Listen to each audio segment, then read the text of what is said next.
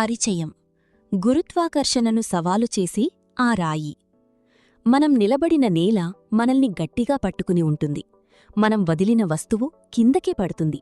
ఇది మనం చిన్నప్పటినుంచి చదువుకున్న సైన్స్. కాని అనంతపురం జిల్లాలోని లేపాక్షి వీరభద్రస్వామి ఆలయంలోకి అడుగుపెట్టగాని మీరిప్పటివరకు నమ్మిన భౌతికశాస్త్ర సూత్రాలన్నీ ఒక్కసారిగా తలకిందులవుతాయి. అక్కడ ఒక భారీ రాతి స్తంభముంది. అది పైకప్పును తాకుతూ ఉంటుంది కాని నేలను మాత్రం ముట్టుకోదు. అవును, మీరు విన్నది నిజమే. ఆ స్తంభం కిందనుంచి మీరొక వస్త్రాన్ని లేదా పేపర్ను సునాయాసంగా అవతలివైపుకు పంపవచ్చు. కొన్ని వందల టన్నుల బరువున్న ఆ స్తంభం గాలిలో ఎలా తేలుతోంది? ఇది కేవలం శిల్పుల నైపుణ్యమా, లేక మనకు తెలియని ఏదైనా పురాతన సాంకేతికత దాగి ఉందా? ఈ స్తంభం కేవలం ఒక రాయి మాత్రమే కాదు.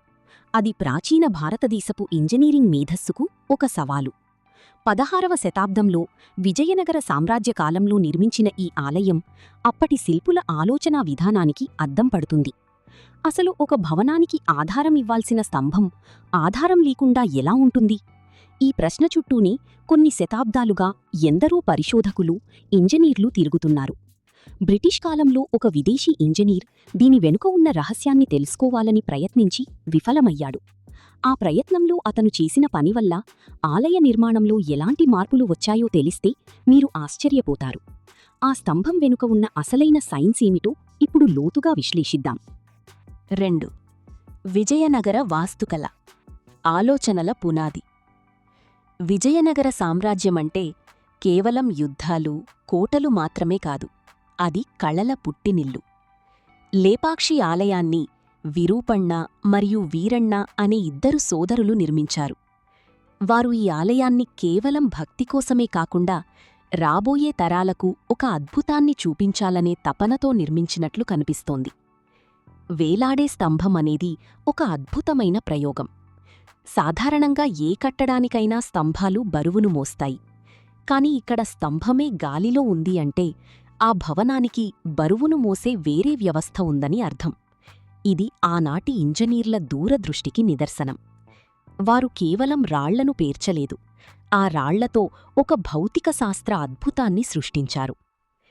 ఈ నిర్మాణంలో వాడిన టెన్సెగ్రిటీ అనే కాన్సెప్ట్ గురించి మనం మాట్లాడుకోవాలి. అంటే ఒక నిర్మాణం తన బరువును తాను మోసుకుంటూనే సమతుల్యతను కాపాడుకోవడం. లేపాక్షి శిల్పులు గురుత్వాకర్షణ శక్తిని, అంటే గ్రావిటీ, ఎలా మళ్లించాలో అప్పట్లోనే అర్థం చేసుకున్నారు. వారు ఆ స్తంభాన్ని అలా వేలాడదీయడం వెనక ఉన్న ఉద్దేశ్యం కేవలం వింతను చూపించడం మాత్రమే కాదు, ఆ ఆలయానికి వచ్చే యాత్రికులలో ఒక రకమైన ఆశ్చర్యాన్ని, గౌరవాన్ని కలిగించడం.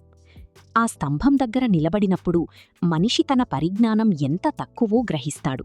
ఆ మానసిక స్థితిని కలిగించడమే ఆ శిల్పుల అసలైన విజయం. 3. బ్రిటిష్ ఇంజనీర్ విఫల ప్రయత్నం. ఒక చారిత్రక పాఠం. బ్రిటిష్ పాలనలో హామిల్టన్ అనే ఒక ఇంజనీర్ ఈ వేలాడే స్తంభాన్ని చూసి అవాక్కయ్యాడు. ఒక స్తంభం ఆధారం లేకుండా ఎలా ఉంటుంది? దీని వెనక ఏదో మోసం ఉందని అతను భావించాడు. ఆ స్తంభాన్ని కొంచెం కదిలిస్తే దాని రహస్యం బయటపడుతుందని అతను భావించి ఇనుపగడ్డపారలతో ఆ స్తంభాన్ని కదిలించడానికి ప్రయత్నించాడు. కాని అతను చేసిన ఆ చిన్న పొరపాటు వల్ల ఆలయంలోని ఇతర స్తంభాలు కూడా కదలడం ప్రారంభించాయి. పైకప్పులో పగుళ్లు రావడం గమనించిన అతను భయంతో ఆ ప్రయత్నాన్ని విరమించుకున్నాడు. ఈ సంఘటన ఒక విషయాన్ని స్పష్టం చేసింది. ఆ వేలాడే స్తంభం విడిగా లేదు, అది మొత్తం ఆలయ నిర్మాణంతో ఒక గొలుసుకట్టులా ముడిపడి ఉంది. ఈ సంఘటన ద్వారా మనకు తెలిసేదేమిటంటే లేపాక్షి ఆలయం ఒక సింగిల్ యూనిట్గా పనిచేస్తుంది. అంటే ఒక స్తంభాన్ని కదిలిస్తే మొత్తం నిర్మాణంపై ప్రభావం పడుతుంది. ఇది అప్పట్లోనే మన ఇంజనీర్లు స్ట్రక్చరల్ ఇంటిగ్రిటీ, అంటే సంభాన వ్యవస్థాపకత గురించి ఎంత లోతుగా ఆలోచించారో చెబుతుంది.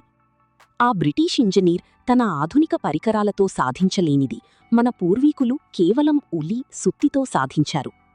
ఆ స్తంభం నేలను తాకకపోవడానికి కారణం అది విరిగిపోవడం కాదు, అది అలా ఉండాలని డిజైన్ చెయ్యబడింది. అది నేలను తాకకుండా ఉండటం వల్ల ఆ స్తంభంపై ఎటువంటి భారం పడదు, బదులుగా అది పైకప్పును పట్టి ఉంచే ఒక యాంకర్లాగా పనిచేస్తుంది. 4. యాంటీగ్రావిటీనా లేక బ్యాలెన్సింగ్ టెక్నిక్కా? చాలామంది దీన్ని ఒక మ్యాజిక్ లాగా చూస్తారు, కానీ దీని వెనక ఉన్నది పక్కా సైన్స్. దీనిని సెంటర్ ఆఫ్ గ్రావిటీ ఆధారంగా వివరించవచ్చు. ఆ స్తంభం పైకప్పుకు అనుసంధానించబడి ఉంటుంది. దాని బరువు మొత్తం పైకప్పు మీద కాకుండా పైకప్పు నుంచి ఇతర స్తంభాలకు బదిలీ అయ్యేలా డిజైన్ చేశారు.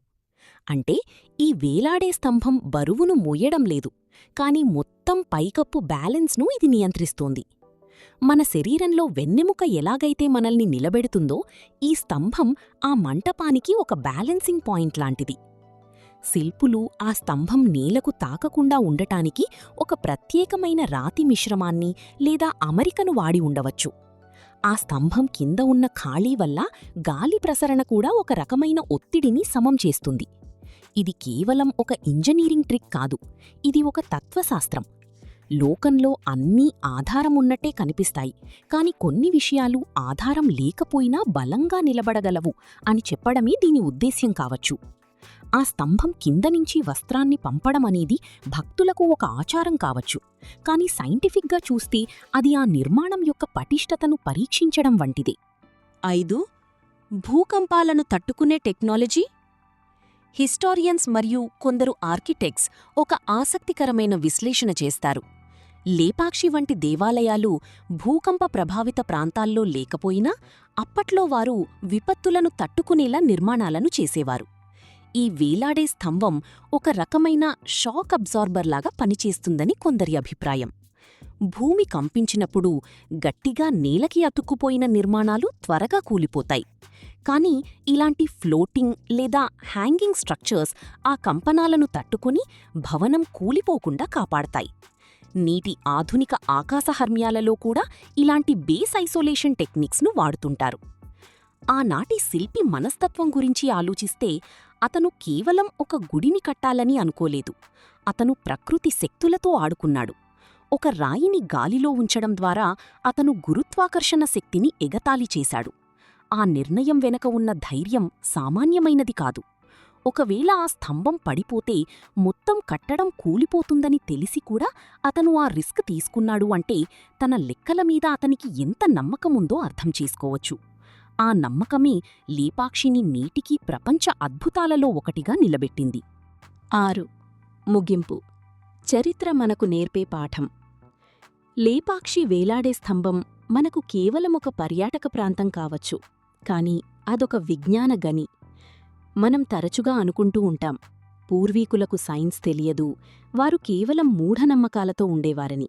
కాని లేపాక్షి వెళ్తే ఆ ఆలోచన మారిపోతుంది.